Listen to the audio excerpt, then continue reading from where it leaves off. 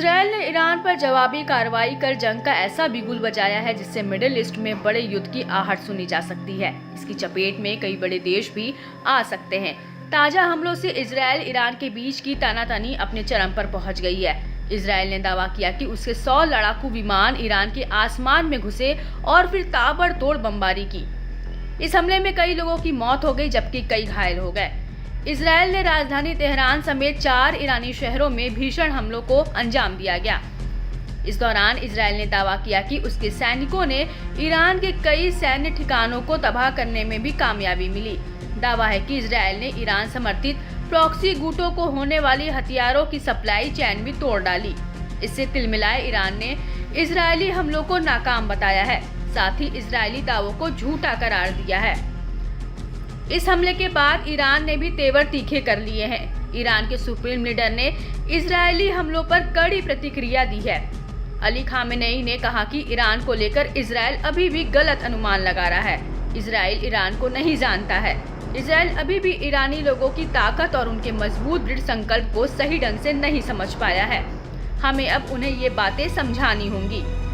इस बीच Israeli PM ने दावा किया कि आईडीएफ के हमले अपने टारगेट को हासिल करने में सफल रहे हैं। इजरायल के पलटवार ने ईरान की जड़ें हिला दी है। ईरान के कई मिसाइल प्रोडक्शन साइट्स जलकर राख हो चुके हैं। ईरान अपनी हार को पचा नहीं पा रहा है, दुनिया के सामने अपनी असलियत को कबूल नहीं रहा है। इजरायली हमलों ने दिए जख्मों को दबा के बैठा है। नेतन्याहू ने दावा किया कि इजरायली हमले इतने जबरदस्त और ताबड़तोड़ थे कि ईरान का रडार और एयर डिफेंस सिस्टम भी बर्बाद हो गया। इससे ईरान बेहद कमजोर हो गया है। वह अब तक अपने नुकसान का आकलन तक नहीं कर पाया है। अब ईरान न तो हमला कर सकने की हालत में बचा है, न ही हमलों से बच सकता है। बावजूद इसके इजरायल को ईरान से सतर्क रहने की जरूरत है।